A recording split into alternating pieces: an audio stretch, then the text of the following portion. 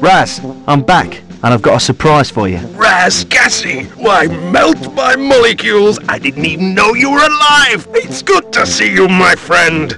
Navarro Jean, you remember me? Of course! So it seems you remember everything.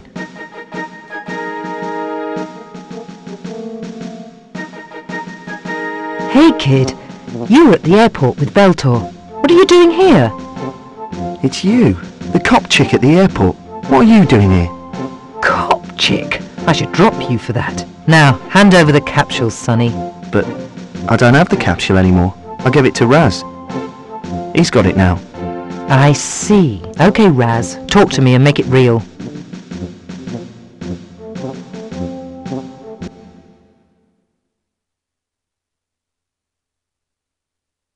Sir, the ITP air attack on Navarro Jean was a complete failure. I'm not surprised. Lawson always said the ITP was incapable of doing anything right on their own.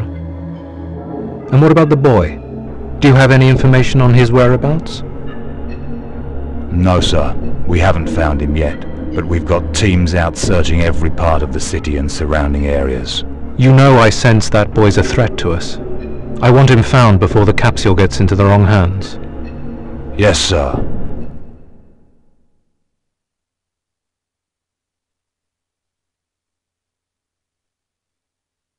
So, you two and Velta Curtis believe the information in Zeus is so vital to the well-being of everyone on Earth, you're willing to risk your lives for it. And you think the government, the ITP and organised crime are working together to hide it. On the other hand, you tell me your memories are as scrambled as the happy face omelette at Benny's Diner. I told you, our memories are coming back. And besides, why should I believe we can trust you? You'll have to ask your pal Raz. She's red hot, isn't she, Navarro? Don't worry, I trust her. You think she's hot, so we're supposed to trust her? Look, despite what Dr. Love here just said, I want to get to the bottom of this as much as you do. I've suspected foul play at ITP for a while now. It's my duty to flush it out. I'm with you all the way. That's the truth, Navarro. The truth, huh? Well, the truth packaged in just the right length skirt. You never change, Raz Cassie. Now that we're one big happy family, tell me more about your work together. Well, we worked together, in a way. We were all experts in specialised areas, but we were never told what the other teams were doing. It was top secret stuff. We couldn't discuss our work with anyone. And it was on this project that you both met Dr. Veltor Curtis. You guys were teammates. Yeah, that was 20 years ago. My expertise is in genetics. Navarro's is in anti-gravity and Velter's is in particle physics. The study of the atoms that make up all matter in the physical world. We all knew each other by reputation, and we were excited about working on an important top-secret government project together. But after one meeting which only lasted a few minutes, we were separated. We received no explanations, just orders. There will be no communication between each other at all. It was strictly forbidden. Then soon after that, we were all shipped out to separate labs. I was sent to Lystera, Navarro to Mitterine and Velter to Gozan. I know those names, those labs. They were all destroyed by a saboteur.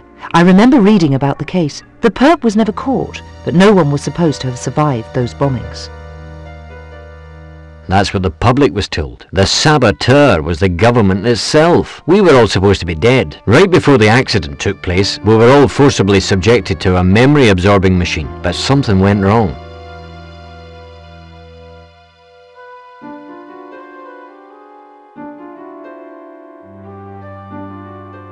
Our memories were only partially absorbed, but we were lucky to escape with our lives. When it was over, my memory was so compromised I could barely remember my name. But he didn't run far enough. None of us did. We were caught and put into underground cells. In a way, they did kill us. When they realized they still needed us for information, they tortured us until we worked again. But we were still separated, with no direct communication between us allowed. We found out that from that period on, all of our work was meticulously recorded and put on disks that were stored in the main computer. So, those bastards blew up their own labs in an attempt to cover up their work. Yeah, the only reason we were kept alive was so that we could continue our work. If they had managed to retrieve all of our memories, none of us would be alive today. And Dr. Veltor Curtis may not be. Yeah, I hope you're wrong about that. Today, memory extraction has come a long way. If Velter refuses to talk, they may not need him alive. Yeah, I heard that goon at the airport, Kondo, say something like that to Veltor. It's not a pretty procedure. Let's change the subject. How do you manage to escape? Ah, yes, our escape. To this day, none of us will ever forget it, nor the mysterious person that made it possible. One day, without warning, we were herded together, thrown into a windowless armored truck and taken away. Our fears intensified as we drove for what seemed like hours and hours. All we could do was worry. We were sure we had been taken to a secluded place to be executed.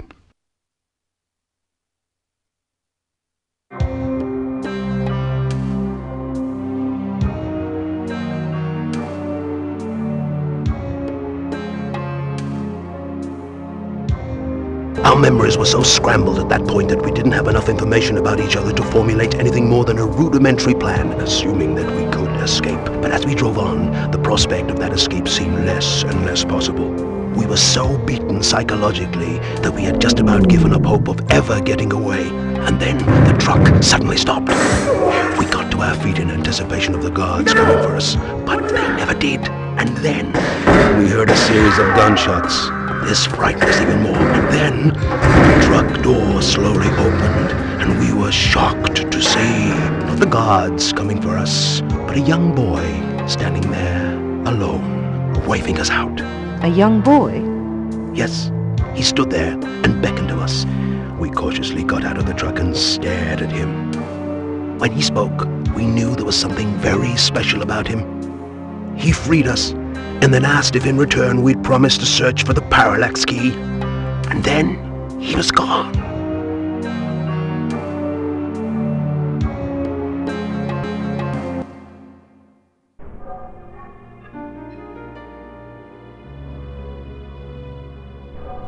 What's a parallax key?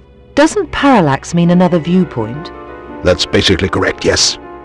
But to this day, I still don't understand what he wanted us to do. We all thought about a key, or solution to some problem that we hadn't looked at from the right point of view.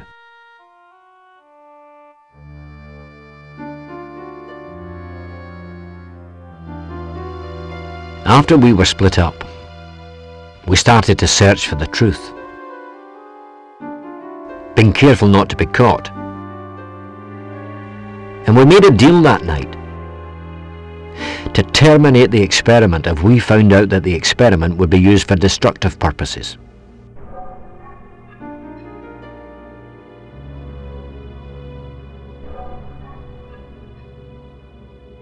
So, did any of you ever find out who the mysterious boy was, or where he came from?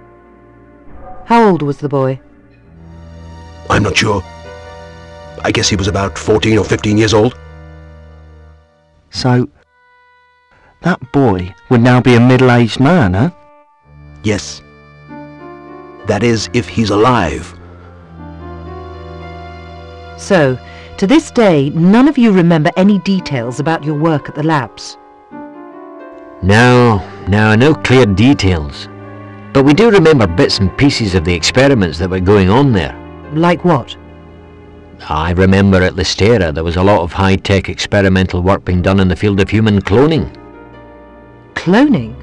Yeah, the goal was to create human clones with superhuman abilities. The experiments were extensive. But that's all I can remember. I don't know. We've been trying for years to get to the bottom of this mystery.